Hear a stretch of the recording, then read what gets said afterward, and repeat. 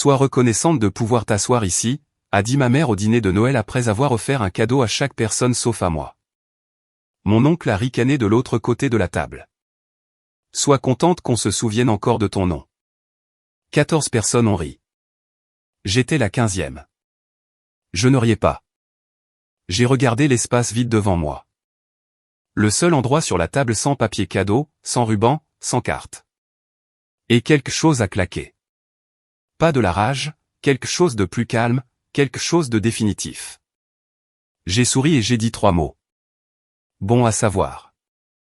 2 semaines plus tard, chacune de ces 14 personnes se tenait devant ma porte. Certaines pleuraient, d'autres criaient, d'autres suppliaient. Parce que la chose avec le fait d'être invisible, c'est que personne ne remarque ce que tu portes jusqu'à ce que tu le poses. Ce qu'ils ne savaient pas, c'est que chaque cadeau sous cet arbre, chaque facture qui maintenait ce toit au-dessus de leur tête, chaque euro qui rendait leur vie confortable portait mon nom.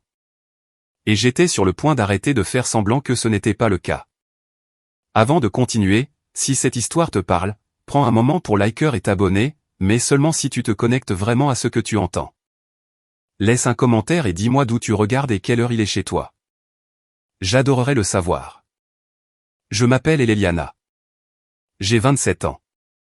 Et voici l'histoire de comment j'ai arrêté de payer pour une famille qui avait oublié que j'existais. Maintenant, laisse-moi te ramener au soir de Noël, la nuit où tout a changé.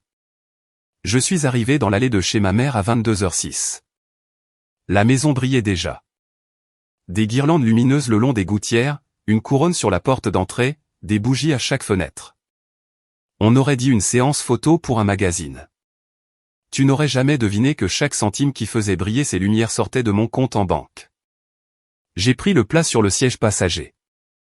Des macaronis au fromage fait maison parce que ma mère m'avait envoyé un texto 3 jours plus tôt. Pas joyeux Noël. Pas j'ai hâte de te voir. Juste, apporte des macaronis au fromage. Le grand plat. Alors j'ai fait comme d'habitude. Quand je suis entré par la porte d'entrée, 14 membres de la famille étaient déjà dispersés dans le salon, les cousins sur le canapé, l'oncle Rick dans le fauteuil inclinable avec une bière, la tante Louise qui remplissait le bol de punch, et ma petite sœur Mégane debout à côté du sapin de Noël. Téléphone à la main, en train de prendre un selfie avec notre mère. Personne n'a levé les yeux. Je suis resté dans l'encadrement de la porte, tenant un plat à gratin de 9 litres, et j'ai attendu que quelqu'un, n'importe qui, dise bonjour. 3 secondes. 5. 8. Ma mère a finalement jeté un regard par-dessus l'épaule de Mégane. Tu es en retard. Pose le plat dans la cuisine. Pas de câlin. Pas de joyeux Noël. Pas de merci d'avoir conduit 40 minutes après une garde de 12 heures. J'ai traversé le salon. Passé devant mon cousin Marcus, qui n'a pas bougé ses jambes du repose-pied, devant l'oncle Rick, qui a levé sa bière mais pas les yeux, devant le sapin de Noël où une pile de cadeaux magnifiquement emballés formait une pyramide parfaite en dessous. Dans la cuisine, j'ai posé le plat sur le comptoir et j'ai regardé par l'encadrement de la porte vers la table de la salle à manger. 14 couverts, de vraies assiettes, des serviettes en tissu, les beaux verres, et tout au bout, coincé entre le mur et l'encadrement de la porte de la cuisine, une chaise pliante en métal. Je n'ai pas eu besoin de demander pour qui elle était. Le bruit du papier cadeau qui crissait sous le sapin flottait dans la maison. Et je me souviens avoir pensé, ça ressemble à tous les Noëls. Je ne m'étais juste jamais autorisé à le dire à voix haute auparavant. Le dîner était bruyant et chaleureux pour tous les autres. J'étais assise sur la chaise pliante, qui vacillait chaque fois que je tendais la main vers la corbeille de pain, et je souriais, je passais les plats et je remplissais 2 fois le verre d'eau de ma mère sans qu'on me le demande, parce que c'est ce que je fais. C'est ce que j'ai toujours fait. Après que j'ai débarrassé les assiettes, évidemment, ma mère s'est levée et s'est dirigée vers le sapin de Noël. La pièce s'est animée. C'était le moment de la cérémonie annuelle des cadeaux de Diane Ingram. Elle a pris la première boîte pour ma belle Mégane. Un petit soupir d'émerveillement de Mégane en l'ouvrant. Des AirPods Pro, les plus récents, 249 €. Je connaissais le prix parce que je les avais vus dans le panier Amazon de ma mère 3 semaines plus tôt, sur le compte lié à ma carte de débit. Pour mon petit frère Rick, une veste North Face matelassée. Rick l'a brandie comme un trophée. 350 €. Pour la cousine Sarah, tu mérites ça, chérie. Une carte cadeau et un ensemble de bougies pour Louise, mon roc. Une écharpe en cachemire pour Marcus. Une montre. Et ainsi de suite. 13 cadeaux, chacun remis avec un mot chaleureux, un câlin, une petite mise en scène de générosité. J'ai compté 13 boîtes ouvertes, 13 sourires, 13 merci, rien devant moi, pas une carte, pas un sucre d'orge, pas même mon nom. Ma mère s'est rassise et a lissé sa serviette sur ses genoux comme si le spectacle était terminé. J'ai entendu ma propre voix avant de réaliser que je parlais. Douce, presque un murmure. Maman, est-ce que je... Elle n'a même pas tourné la tête, elle m'a juste coupé au milieu de la phrase, les yeux toujours sur la table. Sois reconnaissante de pouvoir t'asseoir ici. La pièce est devenue silencieuse pendant exactement une demi-seconde. Puis Rick l'a remplie. Sois contente qu'on se souvienne encore de ton nom, a dit Rick en se penchant en arrière sur sa chaise avec ce sourire. Celui qu'il arborait toujours quand il s'apprêtait à faire rire aux dépens de quelqu'un d'autre. Et la pièce lui a donné exactement ce qu'il voulait. 14 personnes. Des rires. Pas le genre cruel et tranchant. Pire, le genre facile, confortable. Le genre qui dit, c'est normal. C'est comme ça que ça a toujours été. C'est drôle parce que c'est vrai. Megan a regardé son téléphone. Elle n'a pas ri, mais elle n'a rien dit non plus. J'étais assise sur ma chaise pliante et j'ai ressenti quelque chose que je ne peux décrire que comme de la chaleur. Pas au visage, pas de la gêne, dans la poitrine, derrière le sternum. Comme une veilleuse qui vacillait depuis des années et qui venait enfin de trouver du gaz. Mes mains étaient froides. Ma mâchoire était serrée. Et pour la première fois en 27 ans, je n'ai pas cherché à rire avec eux. Je n'ai pas dit, oh, arrêtez. Ou, vous êtes terrible. Ni aucun des petits scripts que j'avais mémorisés pour mettre tout le monde à l'aise avec le fait de me traiter comme un meuble. J'ai regardé ma mère. Elle parlait déjà à Louise des plans pour le nouvel an. J'ai regardé Rick. Il enlevait l'étiquette de sa nouvelle veste. J'ai regardé l'espace vide devant moi. L'endroit où un cadeau aurait dû se trouver. Et j'ai pris une décision si silencieuse que personne dans la pièce n'a remarqué qu'elle se produisait. J'ai pris mon verre d'eau, j'ai bu une gorgée et je l'ai reposé. Bon à savoir. C'est tout ce que j'ai dit. 3 mots. Calme. Presque amicaux. Personne n'a réagi. Personne n'a demandé ce que je voulais dire. Pourquoi l'aurait-il fait? Je ne faisais pas de scène. Je ne ripostais pas. Je venais. J'apportais les macaronis au fromage. Je rangeais. Et je partais. 2 semaines plus tard, ils allaient apprendre ce que, bon à savoir, signifiait vraiment. Je me suis levé, j'ai plié la chaise en métal et je l'ai appuyée contre le mur. Personne n'a remarqué ça non plus. J'ai pris mon manteau sur la pile posée sur le fauteuil et je l'ai enfilé. Joyeux Noël à tous. Quelques personnes ont marmonné quelque chose en retour. Une cousine a fait un signe de la main sans regarder. Megan montrait déjà ses nouveaux AirPods à Sarah. Mais alors, du coin de la pièce, j'ai entendu une petite voix sortir de l'iPad posé sur l'étagère. Ma grand-mère, Lorraine Harmon, 78 ans, qui regardait toute la fête depuis sa chambre à la résidence assistée à 30 minutes de là. Joyeux Noël, ma chérie, a-t-elle dit. Sa main a fait un petit signe à la caméra, un peu tremblante. Conduis prudemment. Quelque chose s'est fissuré derrière mes côtes quand elle a dit ça. Pas parce que c'était triste, mais parce que c'était la seule chose sincère que quelqu'un m'avait dite de toute la soirée. Merci, mamie. Je t'aime.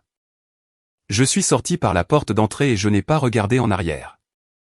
Le trajet du retour a duré 40 minutes. Je n'ai pas allumé la radio. Je n'ai appelé personne. J'ai juste conduit dans le noir, passant devant des maisons décorées de lumière, devant des familles qui riaient dans des salons que je voyais à travers les fenêtres, et j'ai essayé de nommer ce que je ressentais. Ce n'était pas de la tristesse. J'avais déjà été triste. C'était quelque chose de plus froid, de plus clair. Je me suis garé devant mon studio et je suis resté dans la voiture, moteur éteint. Sur le siège passager se trouvait une carte de Noël de Nadia, ma collègue. Tu n'es pas trop. Ils ne sont tout simplement pas assez. Joyeux Noël. N. J'ai pris mon téléphone et j'ai ouvert mon application bancaire. J'ai fait défiler l'année. Chaque virement, chaque demande urgente, chaque paiement du premier du mois, 12 mois, 14 400 € envoyés à Diane Ingram. J'ai fixé ce chiffre dans la lueur de mon téléphone. Moteur éteint. L'air de décembre pressant contre les vitres. 14 400 € et sois reconnaissante de pouvoir t'asseoir ici. Je n'ai pas pleuré. Pour la première fois depuis longtemps, je n'ai pas pleuré. Et ça m'a fait plus peur que tout de comprendre pourquoi j'étais resté assis sur cette chaise pliante pendant 27 ans. Vous devez comprendre qui j'étais à 16 ans. C'était l'année où le deuxième mari de ma mère est parti. Paul, le père de Meghan, l'homme que ma mère aimait vraiment. Il a fait 2 valises un mardi après-midi et est parti chez son frère dans le Nevada. Et comme ça, tout s'est effondré. Le loyer était en retard. Puis 2 mois de retard. Le frigo est passé de plein à moitié vide à vide. Ma mère a arrêté de se lever avant midi, et Meghan, 12 ans, a commencé à me demander, à moi et non à maman, ce qu'il y avait pour dîner. Un soir, ma mère est entrée dans la cuisine pendant que je faisais chauffer une soupe en conserve et m'a dit 5 mots qui sont devenus tout mon système d'exploitation: tu es l'aîné. Tu comprends? C'était tout. Pas de réunion de famille, pas de conversation, pas de demande si j'allais bien. Juste un transfert de responsabilité jeté sur mes épaules comme un manteau mouillé. À partir de ce jour, j'ai cuisiné. J'ai fait le ménage. J'allais chercher Meghan à l'école. Je signais les autorisations quand ma mère oubliait. J'ai trouvé un travail à temps partiel dans un sandwicherie en ville, à 16 ans, à racler de la mayonnaise dans des bacs à 23 h les soirs d'école, et je donnais mes chèques de paie à ma mère pour les courses. Meghan ne faisait rien de tout ça. Meghan est encore petite. Meghan doit se concentrer sur l'école. J'avais 4 ans de plus. Apparemment, ça faisait de moi le personnel. Je me souviens de la seule fois où j'ai ramené quelque chose pour moi. J'avais gagné la première place au concours scientifique du district. Une vraie plaque, pas un ruban. Je l'ai portée à travers la porte d'entrée comme si elle était en or et je l'ai scotchée sur le réfrigérateur à côté des dessins de Meghan. Le lendemain matin, elle avait disparu. Ma mère l'avait enlevée pour faire de la place à la liste des invités de l'anniversaire de Meghan. J'ai retrouvé la plaque dans le tiroir à bric-à-brac 2 semaines plus tard, sous une pile de menus de plats à emporter. Je n'ai plus jamais rien accroché sur ce frigo. Avance rapide de 6 ans. J'ai 22 ans, fraîchement diplômée infirmière diplômée d'État, je travaille mon premier vrai job de nuit dans un hôpital communautaire. Toujours fatigué, mais fier. Pour la première fois de ma vie, j'avais un chèque de paie avec une virgule dedans. Le téléphone a sonné 3 semaines après mon premier mois. Chérie, je suis dans le pétrin. La voix douce de ma mère. Celle qu'elle utilisait quand elle avait besoin de quelque chose. Je suis à 2 mois de retard sur le loyer. Ils vont entamer des démarches. Je ne sais pas quoi faire. 2400 €. C'est ce dont elle avait besoin. J'avais à peine fini de payer la caution de mon propre appartement. Mais c'était ma mère. Et le vieux script s'est déclenché avant même que je puisse y réfléchir. Je t'envoie ça ce soir, maman. Tu es une bénédiction, Eliana. Je te rembourserai quand je serai sur pied. Elle ne m'a jamais remboursé. Pas ce mois-là. Jamais. Ce qu'elle a fait à la place, c'est trouver une nouvelle urgence tous les 30 jours. La facture d'électricité était en retard. Meghan avait besoin d'un ordinateur portable pour l'école. La voiture de Rick était tombée en panne et il avait besoin d'aide. Parce que Rick vivait maintenant avec ma mère, apparemment, et ses problèmes étaient ses problèmes, ce qui signifiait que ses problèmes étaient mes problèmes. Les demandes ont cessé d'être des demandes. Elles sont devenues des attentes. Mon téléphone sonnait le premier de chaque mois comme une alarme. Et le ton de ma mère est passé de reconnaissant à administratif. Envoie-le avant vendredi. J'en ai besoin avant vendredi. Pas de s'il te plaît. Pas de merci. Juste une date limite. Je me disais que c'était ce que faisait la famille. Je me disais que j'avais de la chance d'être en position d'aider. Je me disais beaucoup de choses à 3 h du matin entre les rondes de patients pendant que mon solde bancaire descendait de plus en plus bas et que mon compte d'épargne restait exactement à 0. Les notifications de virement sont devenues un rythme que j'ai cessé d'entendre, comme on cesse d'entendre une horloge qui tic-tac toujours. Thanksgiving, l'année avant le Noël qui a tout changé. Ma mère a décidé d'organiser un grand dîner, toute la famille, le grand jeu. Elle m'a appelé 2 semaines à l'avance. J'ai besoin de 800 € pour les courses et les décorations. C'est important, Eliana. La famille n'a pas été réunie depuis 2 ans. Je l'ai envoyé. 800 €, plus qu'une semaine de salaire net. Je me suis dit qu'au moins je ferais partie de quelque chose. Au moins il y aurait un moment où elle me regarderait de l'autre côté de la table et je verrais quelque chose qui ressemblerait à de la reconnaissance. La table était magnifique, dinde, jambon glacé, 3 sortes de tartes, de vrais centres de table avec des bougies et des petites citrouilles. Ma mère s'était surpassée, ou du moins c'est ce que tout le monde croyait. Après le repas, elle s'est levée, a fait teinter son verre avec une fourchette. Je veux juste dire quelque chose. Sa voix s'est brisée avec une émotion travaillée. Être une mère célibataire a été la chose la plus difficile que j'ai jamais faite, mais en regardant cette table et vous tous, je sais que j'ai fait quelque chose de bien. J'ai fait tout ça toute seule et j'en suis fier. La pièce a explosé. Applaudissements. Tante Louise s'est essuyé les yeux. Diane, tu es incroyable. Je ne sais pas comment tu fais. Ma mère a posé une main sur sa poitrine et a articulé silencieusement, merci. J'étais assise au bout de la table, pas sur une chaise pliante cette année-là, mais presque, et chaque mot est tombé comme une brique sur mon sternum. Elle a fait tout ça toute seule. Toute seule. J'ai regardé la dinde mon argent, les centres de table mon argent, la maison dans laquelle nous étions assis mon bail, mon argent, mon nom sur la ligne pointillée.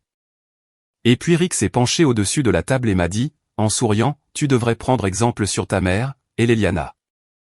Elle ne se plaint jamais. J'ai pris ma fourchette, j'ai piqué un morceau de tarte et j'ai souri si fort que ma mâchoire me faisait mal. 6 mois avant Noël, en juillet, la semaine la plus chaude de l'année, et la seule fois, l'unique fois où j'ai essayé de dire quelque chose. J'étais debout depuis 20 heures, double garde. Mes pieds étaient gonflés. Ma blouse sentait l'antiseptique. Et quand je suis rentré, je me suis assise au bord de mon lit et j'ai ouvert mon application bancaire par habitude. Les chiffres me regardaient, et pendant un moment imprudent, je me suis autorisé à ressentir ce que j'avais enterré. J'ai appelé ma mère.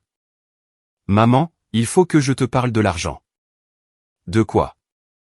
J'envoie de l'argent tous les mois depuis 3 ans et je pense que j'ai juste besoin de réduire un peu. J'essaie d'économiser pour. Elle m'a coupé comme si j'avais dit quelque chose de profane. Alors tu vas laisser ta mère devenir sans abri après tout ce que j'ai sacrifié? Maman, ce n'est pas ce que je dis face d'eux. Les larmes. Je les entendais s'activer à l'autre bout de la ligne comme si quelqu'un avait appuyé sur un interrupteur. J'ai renoncé à ma vie pour vous, les filles. J'ai mis de la nourriture sur la table quand votre père est parti et voilà ce que j'obtiens. J'ai essayé une fois de plus. Je ne dis pas que j'arrête complètement. Je veux juste phase 3. Larmes qu'elle savait que je ne pouvais pas bloquer. Très bien. Sa voix est devenue plate. Glaciale. Je vais le dire à la famille. Je vais leur dire que tu refuses d'aider ta propre mère. Qu'ils voient quel genre de fille tu es. Et voilà. La chose que je craignais plus qu'un compte en banque vide. Le verdict de la famille. L'étiquette. Égoïste. Ingrate. Mauvaise fille. J'ai fermé les yeux. Le combat s'est vidé de moi comme de l'eau à travers une fissure. Laisse tomber, maman. Je l'enverrai vendredi. Après l'appel, je me suis assise sur le sol de la salle de bain avec le robinet ouvert pour que ma colocataire ne m'entende pas pleurer. C'était il y a 6 mois. 6 mois de silence, 6 virements de plus, 6 urgences de plus. Et puis est arrivé le soir de Noël, la chaise pliante, la place vide, et 3 mots qui allaient tout changer. Le 26 décembre, 6 heures du matin, pas de sommeil. J'étais assise à la petite table de mon studio avec une tasse de café que je ne buvais pas et mon ordinateur portable ouvert sur le site de ma banque. La lueur de l'écran était la seule lumière dans la pièce. J'ai téléchargé tous les relevés des 4 dernières années. 48 mois, 48 PDF. Je les ai envoyés à l'imprimante au coin de mon bureau, la petite imprimante à jet d'encre que j'avais achetée d'occasion pour l'école d'infirmière, et je l'ai écoutée sortir page après page après page. Puis je me suis assise avec un surligneur jaune et j'ai passé en revue chaque feuille. Virement à Diane 1 gramme, 1200 €. Janvier. Virement à Diane 1 gramme, 1200 €. Février. Virement à Diane 1 gramme, 1200 €. Mars. Page après page, ligne jaune après ligne jaune. Certains mois avaient des extras. Les urgences, 300 € pour la voiture de Rick. 150 € pour les manuels de Megan. 200 € parce que la facture de chauffage était le double ce mois-ci. Quand j'ai terminé, j'ai additionné le tout au dos de la dernière page avec un stylo, j'ai vérifié 2 fois, puis j'ai écrit le chiffre sur un post-it et je l'ai collé sur mon réfrigérateur. 57 600 €. Je suis resté là à fixer ce chiffre comme on fixe un accident de voiture.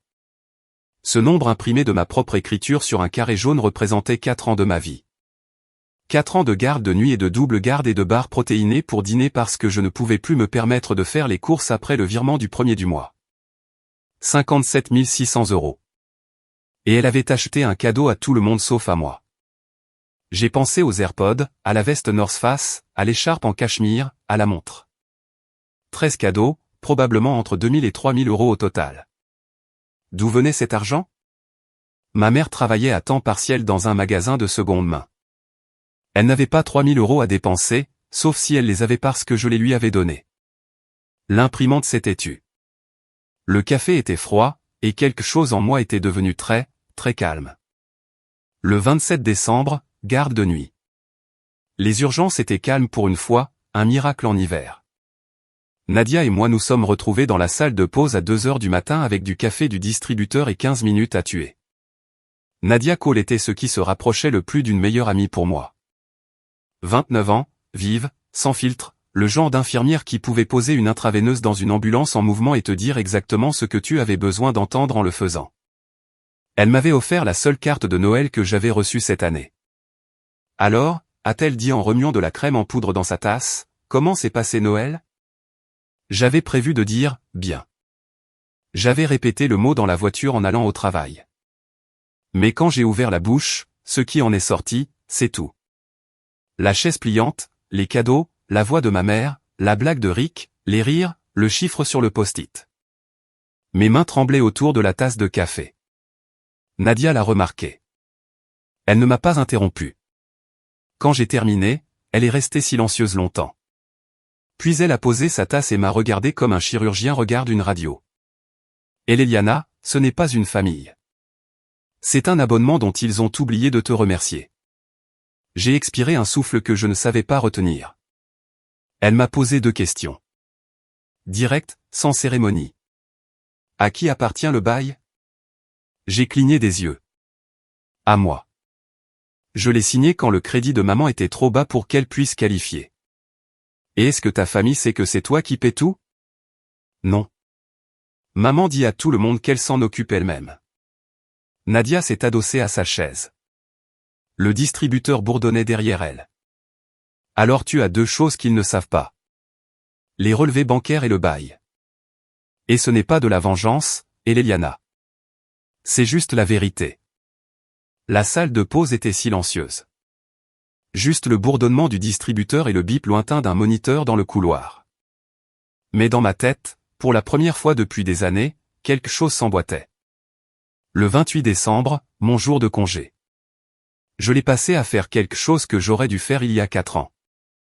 J'ai sorti la boîte de documents du fond de mon placard, celle où je gardais les déclarations d'impôts, les certifications d'infirmière et tout ce que je classais et oubliais.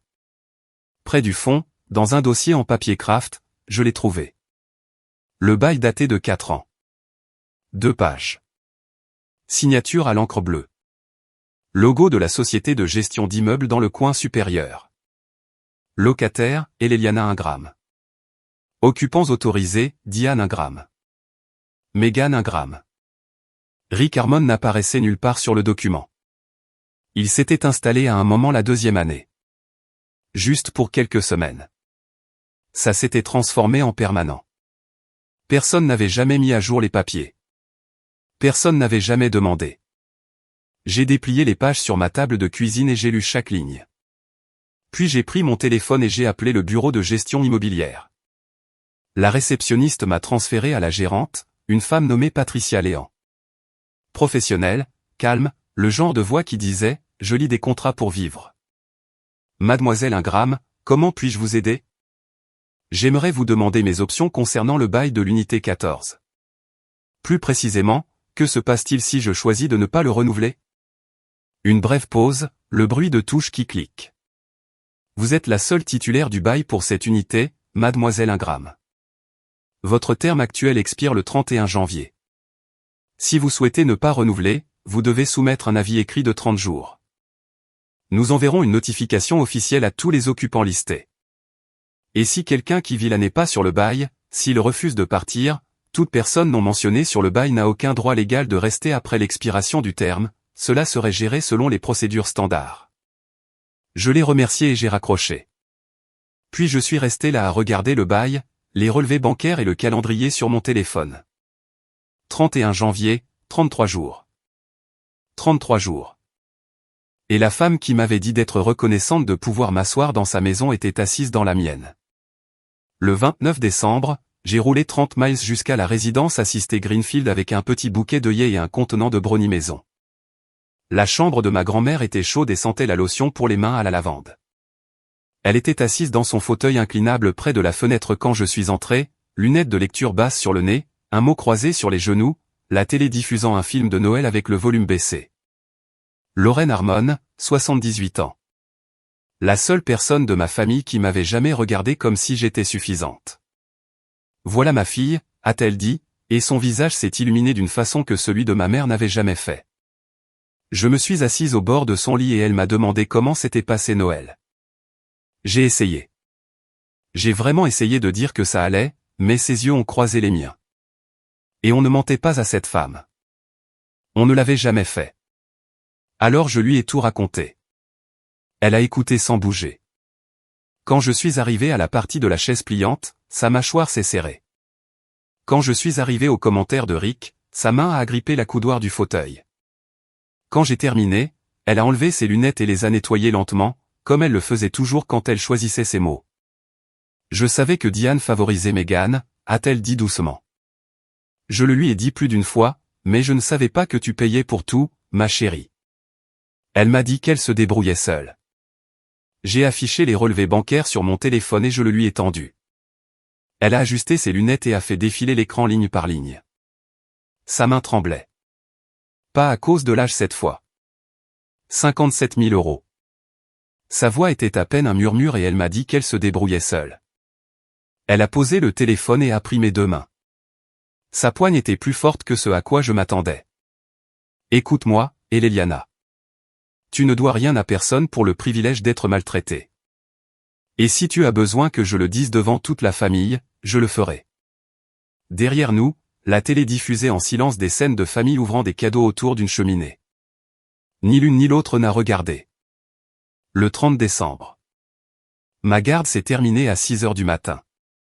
Le soleil n'était pas encore levé.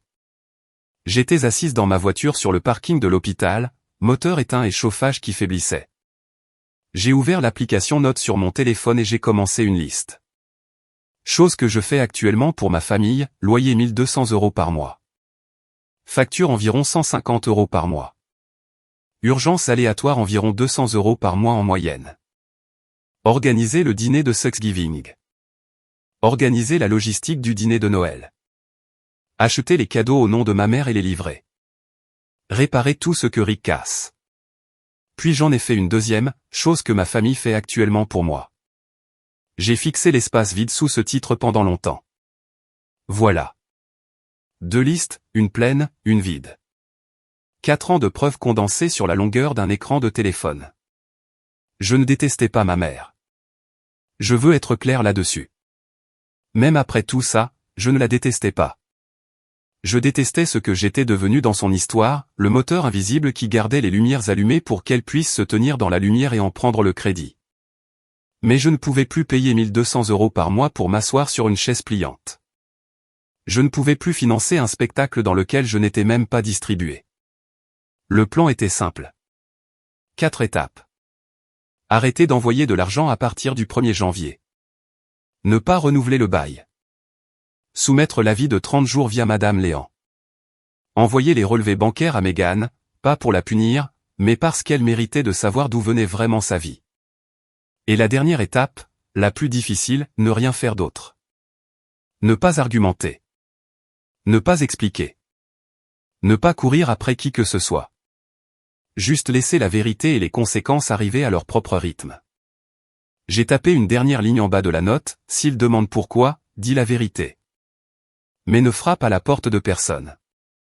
J'ai posé le téléphone et j'ai démarré la voiture. Le ciel commençait à grisonner sur les bords. Ça ressemblait au premier matin de quelque chose. À ce stade, je me posais une seule question, pourquoi ai-je attendu si longtemps? 4 ans. 57 000 €. Et il a fallu un cadeau de Noël manquant pour que je voie enfin le tableau complet. Peut-être que je le savais déjà. Peut-être que je ne voulais simplement pas que ce soit vrai. Avez-vous déjà eu ce moment où vous avez soudain réalisé que vous financiez votre propre maltraitance? Dites-le moi en commentaire. Je veux savoir que je ne suis pas la seule. Le 1er janvier, jour de l'an. Pendant les 4 dernières années, c'était le jour où j'ouvrais l'application Zelle et envoyais le premier virement du mois. À ce stade, c'était un réflexe. Se réveiller, café. Envoyer 1200 € à Diane Ingram. Continuer ma journée comme si c'était normal. Comme si payer le loyer de sa mère pendant qu'elle prétendait le faire elle-même était juste à quoi ressemblaient les mardis. Cette fois, j'ai ouvert l'application, j'ai fixé l'écran pendant 10 secondes et je l'ai fermé. Pas de virement, pas d'explication, pas d'avertissement. À 9 h du matin, je suis allé au bureau de gestion immobilière. Madame Léan était là. Blazer marine, lunettes de lecture au bout d'une chaîne, un bureau si bien organisé que ma station d'infirmière avait l'air d'une scène de crime. Je me suis assise en face d'elle et j'ai glissé le formulaire sur le bureau. J'aimerais soumettre mon avis de non-renouvellement de 30 jours. Elle l'a lu, a vérifié mon identité et a ouvert le dossier sur son ordinateur. Cela prendra effet le 31 janvier. Nous enverrons un avis certifié à l'unité dans les 5 jours, informant tous les occupants. Y a-t-il quelque chose que je dois fournir? Une raison? Elle a levé les yeux de l'écran. Non, mademoiselle Ingram, c'est votre bail. Vous n'avez pas besoin de raison. J'ai signé le formulaire. Elle m'en a donné une copie. Je l'ai plié et l'ai mise dans le dossier que j'avais apporté. Celui qui contenait désormais 4 ans de relevés bancaires, le bail original et la vie. 4 ans de ma vie pressée à plat entre du carton Kraft. Quand je suis remonté dans ma voiture, je suis resté un moment avec le dossier sur mes genoux. Je m'attendais à ressentir du soulagement, de la peur ou de la culpabilité. Ce que j'ai réellement ressenti était étrange, comme si j'enlevais des chaussures qui étaient trop petites de 2 tailles depuis 4 ans et que je réalisais que mes pieds avaient une forme que je ne reconnaissais plus. La lettre certifiée arriverait à la porte de ma mère le 5 janvier. 5 jours. Une bombe très silencieuse avec une adresse d'expéditeur très officielle. Le 2 janvier. C'était la partie que j'ai presque failli ne pas faire. Mégane avait 23 ans. Elle terminait sa dernière année d'université. Le diplôme que ma mère prétendait financer grâce à des années d'économie et de sacrifice. Le diplôme qui était en réalité financé par le coussin financier que je fournissais chaque mois pour que ma mère n'ait jamais à choisir entre le loyer et les frais de scolarité. Mégane ne le savait pas et une partie de moi voulait que ça reste ainsi parce que le savoir lui ferait mal. Et malgré tout, je ne voulais toujours pas que ma sœur souffre. Mais elle méritait la vérité. Pas ma version, pas celle de ma mère. La vérité documentée ligne par ligne, sans aucun embellissement. J'ai ouvert mon email, objet, quelque chose que tu devrais savoir. J'ai joint les relevés bancaires scannés, toutes les 48 pages, surlignages inclus. Puis j'ai tapé le plus court email de ma vie, je ne demande rien. Je pense juste que tu mérites de voir d'où venait l'argent. Bisous, J'ai appuyé sur envoyer. Le son, whoosh, de l'application email a rempli mon appartement pendant une demi-seconde puis le silence. Un silence lourd et permanent. J'ai posé le téléphone écran vers le bas sur le comptoir et j'ai attendu. 2 heures, rien. 4 heures, rien. Je suis allé au travail, j'ai conduit jusqu'à l'hôpital, j'ai pointé, j'ai pris les constantes, j'ai changé une poche de perfusion, j'ai vérifié mon téléphone dans la salle de pause à minuit comme une adolescente qui attend une réponse par texto. Rien. Puis à 1h47 du matin. Mon téléphone s'est allumé. Un texto de Megan. 4 mots, c'est réel? Mes pouces ont hésité. J'ai répondu, chaque ligne vient de mon compte. Tu peux vérifier les transactions elles. 3 points sont apparus, ont disparu, sont réapparus. Puis, j'ai besoin de réfléchir. Et puis plus rien. Pendant des jours. J'ai posé le téléphone et je suis retourné auprès de mes patients. Mais la question est restée dans ma poitrine comme une pierre. Est-ce que Megan se rangerait du côté de la vérité? Ou est-ce qu'elle retournerait à la version qui la maintenait confortable? Le 3 janvier, 20h14. J'étais sur mon canapé en train de manger une soupe réchauffée quand mon téléphone a sonné. L'identifiant disait « Maman ». Et pendant 4 ans, ce mot avait fait se contracter mon estomac comme un poing. Cette fois, j'ai décroché à la 3e sonnerie et j'ai mis le téléphone sur haut-parleur. Salut ma chérie. Doux. Léger. La voix qu'elle utilisait quand elle avait besoin de quelque chose mais voulait paraître comme si ce n'était pas le cas. Je pense qu'il y a eu un problème avec le virement ce mois-ci. Rien n'est arrivé sur mon compte. Il n'y a pas de problème, maman. Je n'envoie plus d'argent. Silence. 3 secondes pleines. Je pouvais entendre sa télévision en fond. Un jeu télévisé.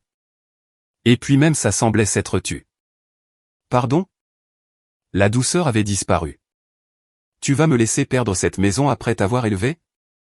Tu ne m'as pas élevé, maman. Je me suis élevée toute seule en payant tes factures. J'ai les relevés pour le prouver. Une inspiration sèche, puis le pivot que j'avais entendu 100 fois. Les engrenages qui changeaient. Une nouvelle arme qui se chargeait. Quel relevé. Tu es dramatique. Tu as aidé un peu ici et là. C'est ce que fait la famille. 57 000 € en 4 ans, ce n'est pas un peu ici et là.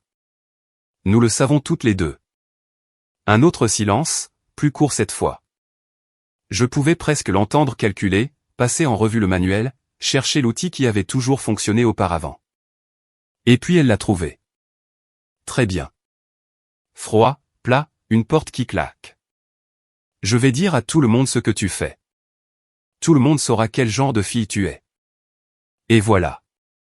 La menace qui m'avait maintenue obéissante depuis mes 16 ans.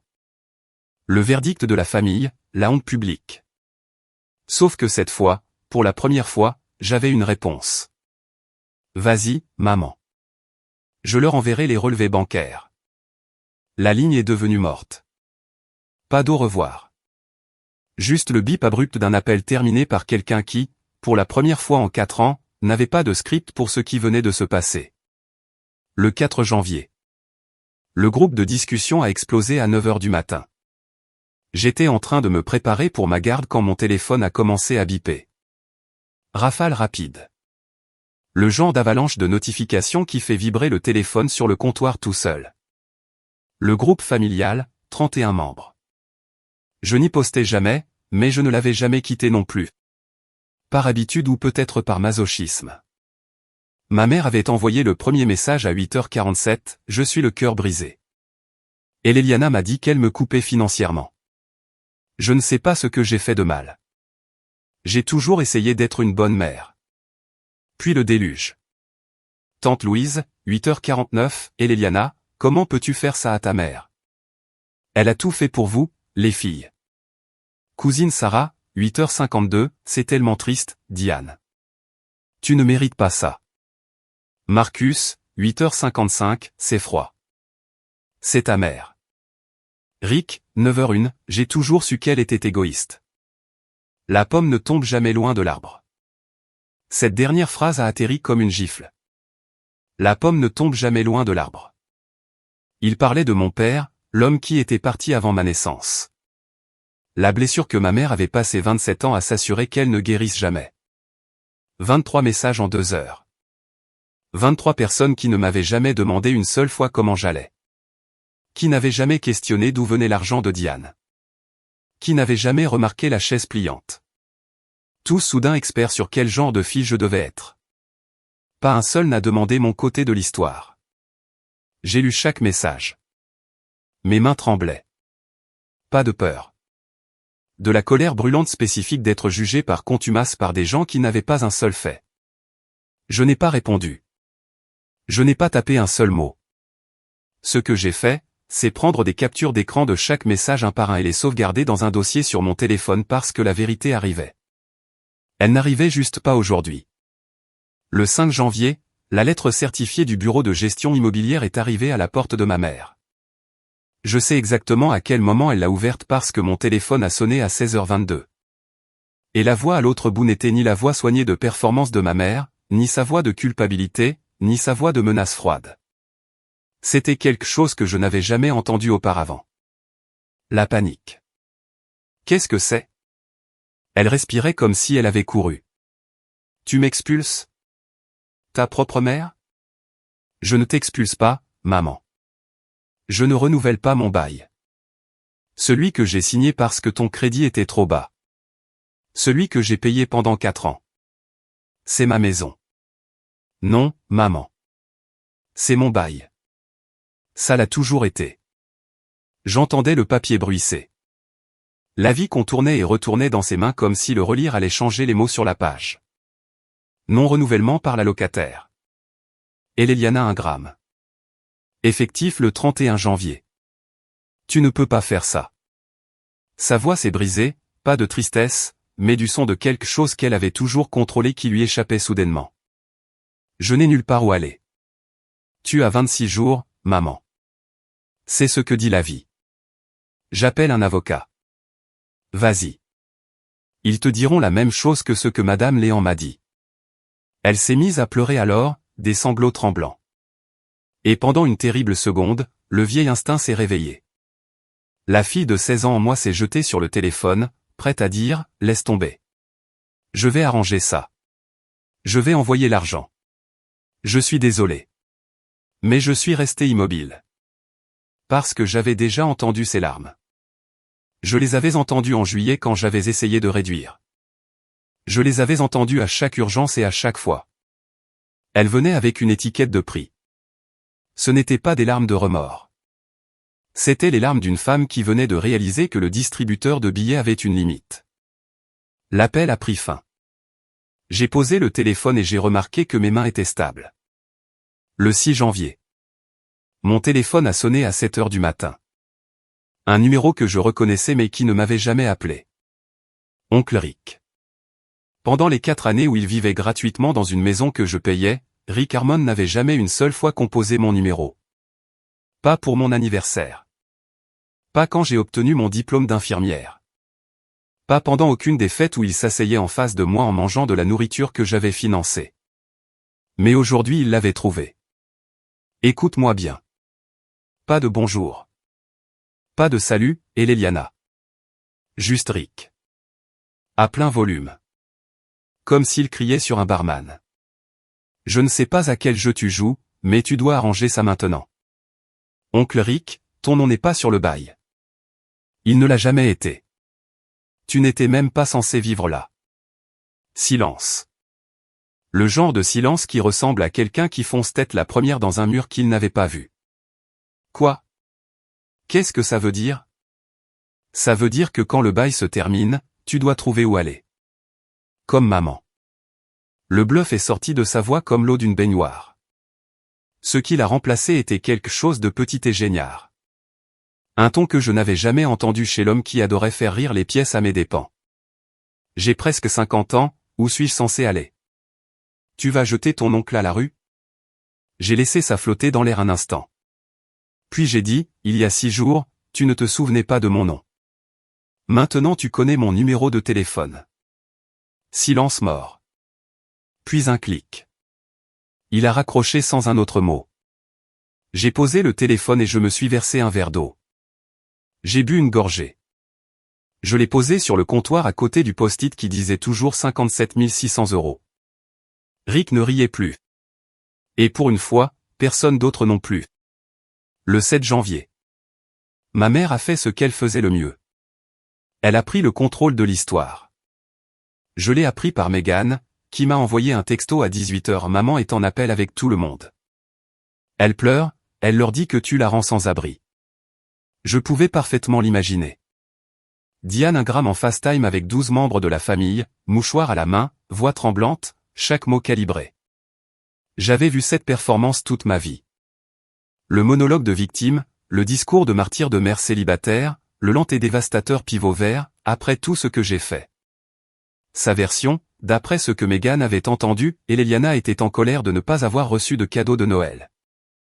Eliana était mesquine. Eliana mettait sa mère et son oncle à la rue en plein hiver à cause d'une rancune. Aucune mention des 57 000 €. Aucune mention du bail. Aucune mention des 4 années de virement mensuel. La famille l'a acheté en gros. Tante Louise m'a appelé à 18h38. Tu devrais avoir honte de toi. Ta mère tremble.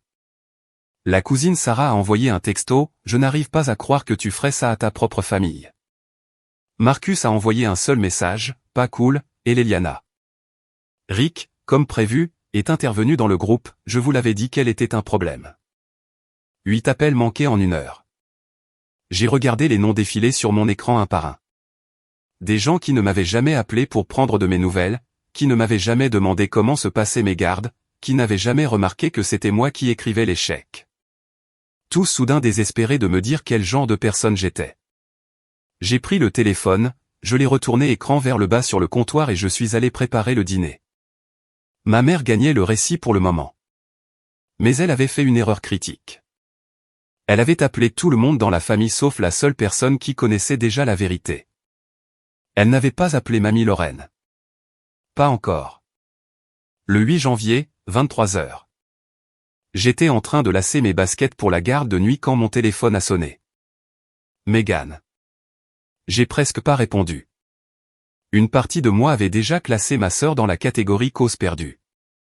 Elle avait les relevés bancaires depuis 6 jours et n'avait pas dit un vrai mot à leur sujet. Je pensais que le silence était sa réponse. Mais j'ai décroché. Et la voix à l'autre bout n'était pas la Megan à laquelle j'étais habitué. Celle qui souriait à travers tout, qui allait dans le sens du vent, qui ne questionnait jamais la version de la réalité que notre mère lui tendait comme un cadeau emballé. Cette Megan-là semblait avoir pleuré pendant des heures. Et Eliana, j'ai tout lu, chaque ligne. Je me suis assise au bord de mon lit et je n'ai rien dit. J'ai attendu. Tu as vraiment envoyé à maman plus de 1 000 € chaque mois pendant 4 ans? Oui. Et la voix de Megan s'est brisée. Elle m'a dit qu'elle payait tout elle-même.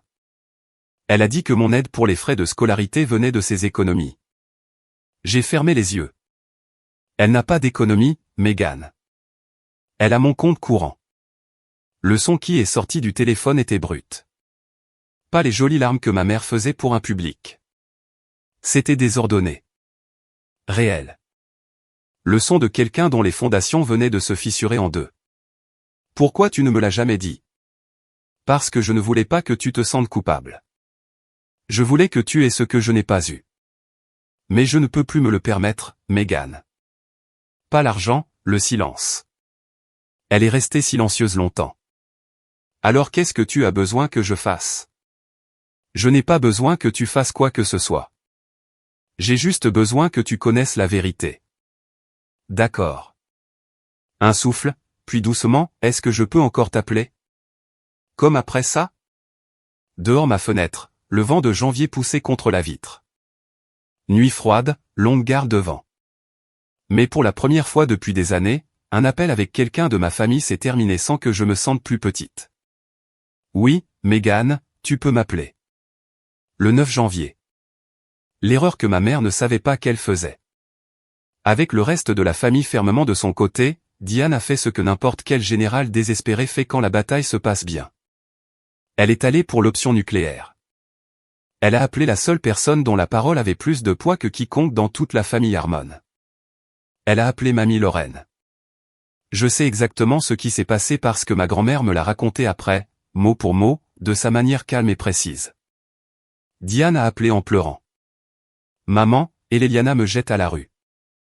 Je ne sais pas quoi faire. J'ai tout sacrifié pour cette fille et elle me traite comme une poubelle. Mamie Lorraine l'a laissé finir. Elle n'a pas interrompu.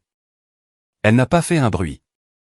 Puis elle a posé une seule question, Diane, qui paie le loyer de cette maison? Un temps de confusion. Moi je le paie. Qu'est-ce que ça a à voir avec? J'ai vu les relevés bancaires. Ma grand-mère a dit que le silence qui a suivi a été les 3 secondes les plus longues de sa vie. Puis 5, puis 8. Quoi? Quel relevé? Ce qui montre qu'Eliana paie 1200 € par mois depuis 4 ans pour toi. Est-ce que c'est vrai, Diane? Rien. Pas de réponse, pas de déni, pas de larmes, juste le silence mort et le léger son de la respiration de ma mère. Ton silence est toute la réponse dont j'ai besoin. Puis, comme un interrupteur qui bascule, la voix de ma mère est revenue forte, tranchante, désespérée. Elle ment, maman. Elle t'a montré des faux. Elle t'a manipulé. Tu ne comprends pas ce qu'elle. Et ma grand-mère, 78 ans, assise dans un fauteuil inclinable dans une chambre qui sentait la lavande, a dit la phrase qui a mis fin à la conversation, je t'ai élevé mieux que ça, mais apparemment je ne t'ai pas assez bien élevé. Clic. Le téléphone est devenu silencieux. Et pour la première fois de la vie de Diane Ingram, la plus haute autorité de la famille avait choisi un camp, et ce n'était pas le sien. Le 10 janvier, dimanche, 9 h du matin. Je venais de terminer une garde de 12 heures. Mes blouses étaient dans le panier. Mes cheveux étaient encore humides de la douche et j'étais pieds nus dans ma cuisine en train de verser du café dans la seule bonne tasse que je possédais quand je l'ai entendu. Pas frappé, martelé. 3 coups lourds contre ma porte d'entrée qui ont fait trembler le verrou.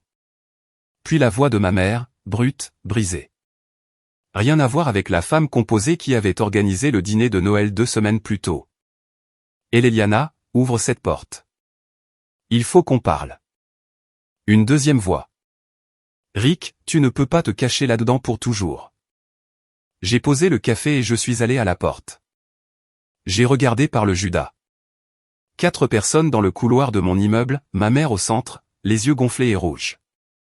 Dans sa main gauche, l'enveloppe blanche du bureau de gestion immobilière, froissée maintenant comme si elle l'avait serrée pendant des jours. Son manteau était mal boutonné. Rick, un pas derrière elle, bras croisés, mâchoire serrée. Le bluff était là, mais ses yeux ne cessaient de regarder vers la cage d'escalier comme s'il calculait sa sortie. Tante Louise sur le côté. Elle n'était pas en colère. Elle avait l'air confuse, comme quelqu'un qui serait entré au milieu d'un film et n'arrivait pas à comprendre l'intrigue. Et Marcus, debout le plus loin de la porte, main dans les poches, visiblement souhaitant être n'importe où ailleurs. Ma mère a frappé à nouveau. Je sais que tu es là. S'il te plaît, a-t-elle dit. S'il te plaît. J'avais attendu 27 ans pour entendre ce mot de sa part. Et maintenant qu'il était là, pressé contre ma porte comme un poing, il ne ressemblait pas à une excuse. Il ressemblait à une exigence portant un masque. J'ai regardé mon café sur le comptoir, regardé la porte, respiré. Puis j'ai ouvert. Je suis resté dans l'encadrement de la porte. Ni dedans ni dehors, juste sur la ligne. Ma mère a commencé immédiatement. Elle avait un public, Louise et Marcus. Et je pouvais voir la performance s'activer comme un réflexe. Eliana, je ne sais pas ce que j'ai fait pour mériter ça. Sa main est allée sur sa poitrine, les doigts écartés de la façon dont elle les positionnait toujours quand elle voulait avoir l'air blessée. Je t'ai tout donné. J'ai été une mère célibataire pendant plus de 20 ans. Et maintenant tu veux me jeter comme une ordure. Rick, pile au bon moment, c'est ce qui arrive quand on gâte un enfant. Je n'ai pas regardé Rick. J'ai regardé Louise. Puis Marcus. Tante Louise. Marcus, est-ce que je peux vous poser une question? Louise a cligné des yeux. Marcus a changé de position. Est-ce que quelqu'un dans cette famille sait qui paie le loyer de la maison de maman? Silence. Louise a jeté un regard à Diane. La mâchoire de Diane s'est serrée. Personne. Parce que maman a dit à tout le monde qu'elle s'en occupait elle-même. Je m'en occupe. J'ai levé le dossier en papier craft. Je n'ai pas élevé la voix. Je n'en avais pas besoin. Maman, j'ai 4 ans de relevé bancaire dans ce dossier. Chaque virement, chaque mois. 1200 € de mon compte au tien. Tu veux que je les montre? Le visage de ma mère a fait quelque chose que je n'avais jamais vu auparavant. La performance, les larmes, la lèvre tremblante, la main sur la poitrine. Tout s'est figé comme si quelqu'un avait débranché une machine en plein cycle. Sa peau est devenue pâle. Vraiment pâle. Le sang a quitté ses joues en temps réel. Louise a fait un pas en avant. Quoi? De quoi elle parle, Diane? Elle ment. La voix de ma mère est revenue trop forte, trop rapide. Elle a envoyé un peu d'argent ici et là. 57 600 €, maman. Je l'ai dit comme je lisais les constantes à un médecin. Calme, clinique, exact. Ce n'est pas un peu ici et là. Le couloir est devenu silencieux. Je pouvais entendre la télévision de quelqu'un 2 étages plus bas. Ma mère était au milieu d'une phrase, quelque chose sur le contexte, sur la façon dont je tordais les choses quand mon téléphone a vibré dans ma poche arrière. FaceTime. Mamie Lorraine. J'ai regardé l'écran. Puis j'ai regardé les 4 personnes dans mon couloir. Attendez, ai-je dit. Quelqu'un veut parler.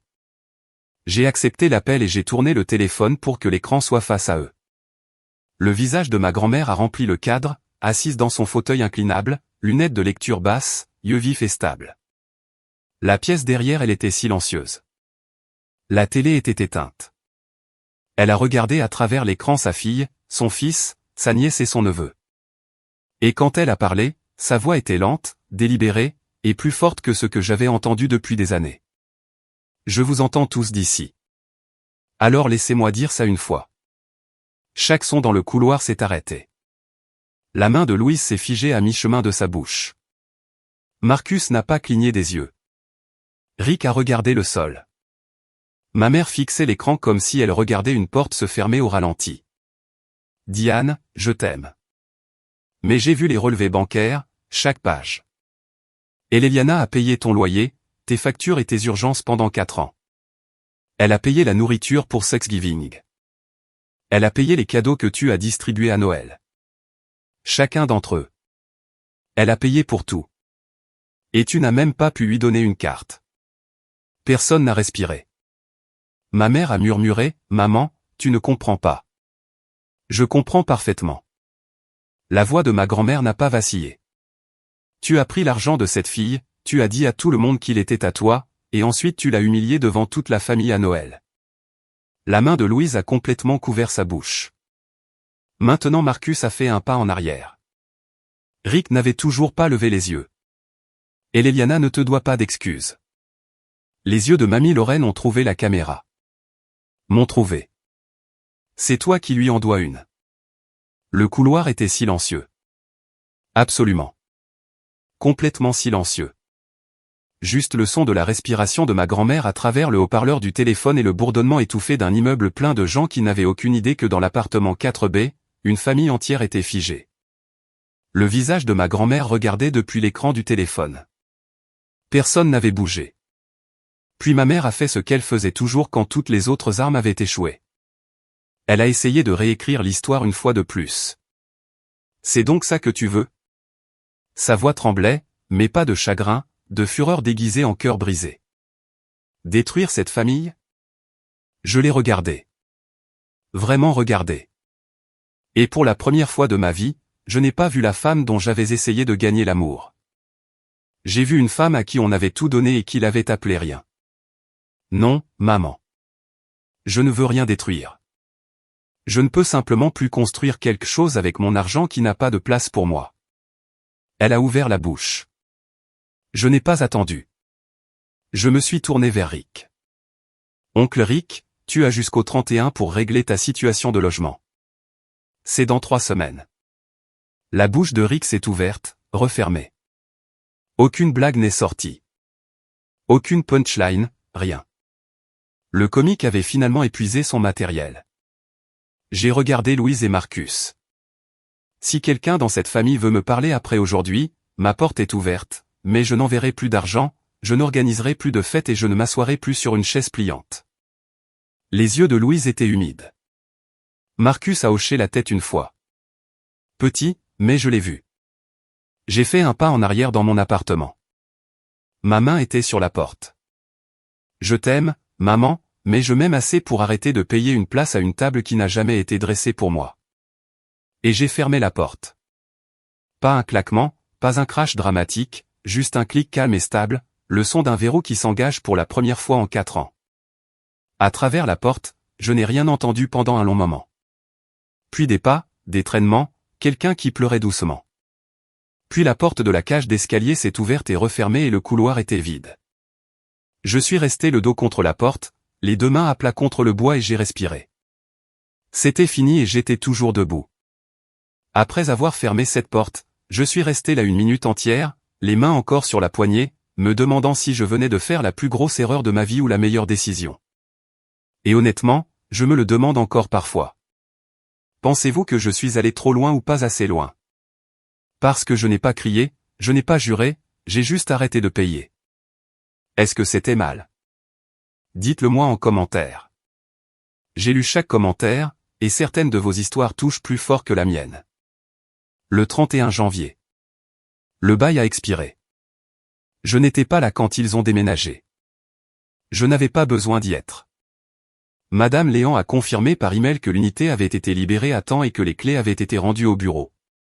Professionnel, propre, définitif. Ma mère est allée vivre chez tante Louise. Mais Louise, qui avait maintenant entendu toute la vérité, qui avait vu les relevés bancaires, qui avait regardé ma grand-mère démonter l'histoire de Diane en temps réel, n'était plus l'épaule compatissante que ma mère attendait. Diane Ingram, qui n'avait pas payé de loyer pendant 4 ans, se retrouvait maintenant à partager les factures avec une femme qu'il adorait autrefois. La dynamique avait changé, et elle ne reviendrait pas en arrière. Rick a fini chez un ami de l'autre côté de la ville, une caravane à une seule largeur sans chambre d'amis. Il dormait sur un canapé convertible, pas de fauteuil inclinable, pas de frigo à bière, pas de télé 55 pouces, pas de table de fête où il pouvait s'asseoir dans une maison payée et faire des blagues sur la personne qui payait. Ma mère a tenté une dernière manœuvre. Elle a appelé une ligne d'aide juridique, convaincue d'avoir des motifs pour contester la fin du bail. L'avocat a écouté, a posé quelques questions et a rendu le verdict en moins de 3 minutes, le bail n'était pas à votre nom, madame. La titulaire du bail a suivi toutes les procédures de notification appropriées. Il n'y a rien à contester ici. Elle a raccroché et n'a pas appelé d'autres avocats. Je sais tout ça parce que Megan me l'a raconté pièce par pièce au cours des semaines suivantes lors d'appels qui étaient courts au début et qui se sont progressivement allongés. Elle me tenait informé, non par rancune envers notre mère, mais parce que pour la première fois de sa vie, elle voulait être le genre de sœur qui disait la vérité. L'ancienne maison est restée vide en février. Je ne suis jamais passé devant. Mi-février, un mardi. Mon téléphone a sonné pendant ma pause déjeuner et quand j'ai vu le nom de Megan, je n'ai pas ressenti l'ancienne appréhension. J'ai ressenti quelque chose de plus proche de la curiosité. « Salut », a-t-elle dit. Et puis, avant que je puisse demander comment elle allait, j'ai trouvé un travail à temps partiel à la librairie du campus. Ce n'est pas grand-chose, genre 11 € de l'heure, mais je paie mes propres manuels ce semestre. J'étais assise dans la salle de pause, téléphone à l'oreille, et j'ai souri.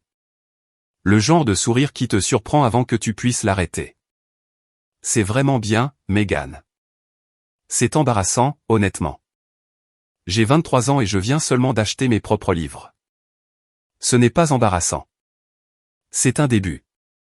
Elle est restée silencieuse une seconde, puis, je suis désolé de ne jamais t'avoir défendu, Eliana. Je suis désolé d'être restée assise à chaque Noël et Thanksgiving sans rien dire. Je ne connaissais pas toute l'histoire, mais je n'ai pas non plus posé de questions, et ça c'est de ma faute.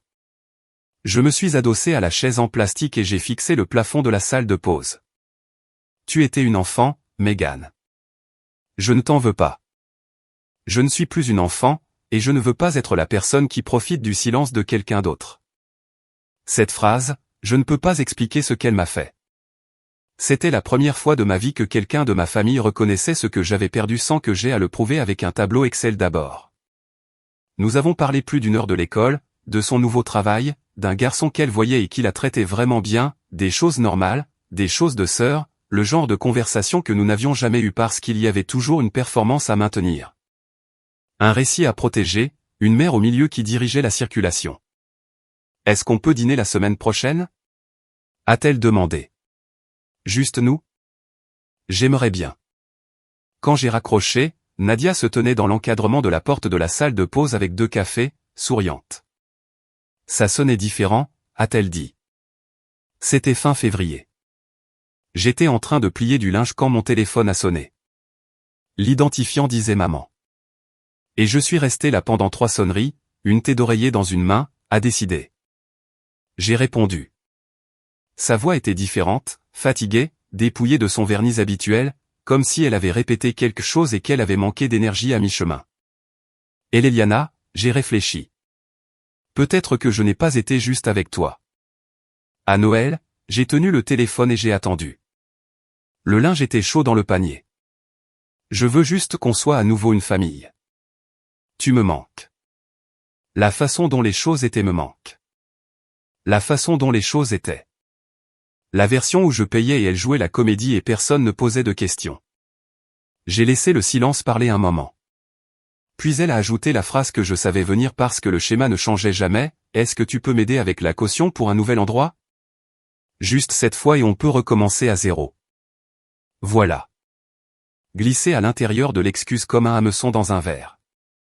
Le désolé était assez réel en surface, mais en dessous c'était la même demande qu'elle avait toujours faite. L'argent d'abord, la réconciliation ensuite, les limites jamais. Maman, je t'entends et je veux aussi une relation avec toi. Mais elle ne peut pas commencer par un autre chèque. Silence. Donc c'est un non. C'est une limite. Plus de silence. Le genre qui se remplit de tout ce que ni l'une ni l'autre ne disons. Puis doucement, tu as changé. Oui, ai-je dit. J'ai changé. L'appel a pris fin. Pas de claquement de porte, pas de larmes, pas de performance. Juste 2 femmes de chaque côté d'une ligne que l'une avait tracée et que l'autre ne pouvait pas franchir. J'ai posé le téléphone et j'ai fini de plier la thé d'oreiller, je l'ai mise dans le placard, j'ai fait le lit. Ce n'était pas une victoire. Ce n'était pas une punition. C'était juste la vérité dite à voix haute sans excuse. Et pour la première fois, ça suffisait. Mars. Mon studio est petit, 37 mètres carrés. Une fenêtre qui donne à l'est, donc la lumière du matin entre tôt et tombe sur le comptoir de la cuisine où je bois mon café avant ma garde. Le réfrigérateur a 3 choses dessus, la carte de Noël de Nadia toujours scotchée dans le coin supérieur. Un selfie de Mégane et moi de la semaine dernière. Dîner dans un restaurant thaï près de son campus. Nous 2 en train de rire de quelque chose que je ne me souviens plus maintenant, mais je me souviens de la sensation. Et mon relevé bancaire de février. Le premier mois en 4 ans où j'ai économisé 1 200 € au lieu de l'envoyer ailleurs. Je ne déteste pas ma mère. Je veux que ce soit clair. Je ne reste pas assise à imaginer qu'elle lutte. Je ne célèbre pas son inconfort. C'est toujours ma mère, et il y a une partie de moi qui souhaitera toujours qu'elle ait choisi de me voir. Mais je ne peux plus financer l'invisibilité. Je ne peux plus écrire les chèques et m'asseoir sur la chaise pliante et appeler ça de l'amour. Nous ne sommes pas brouillés. Pas exactement. Je lui ai dit que ma porte était ouverte, et elle l'est. Mais les conditions ont changé. Pas d'argent, pas de culpabilité, pas de performance. Si elle veut me voir, elle peut venir dans un restaurant et prendre un café.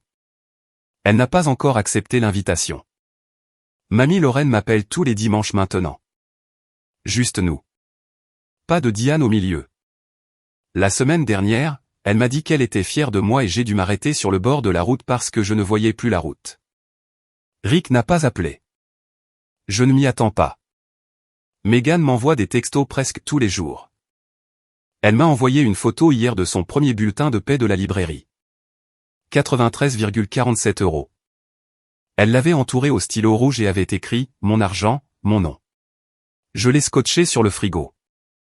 Je pensais autrefois que l'amour signifiait donner jusqu'à ce qu'il ne reste plus rien. Maintenant je sais que l'amour qui ne fait que prendre n'est pas de l'amour. C'est un contrat de bail. Et j'ai enfin laissé le mien expirer. C'est mon histoire.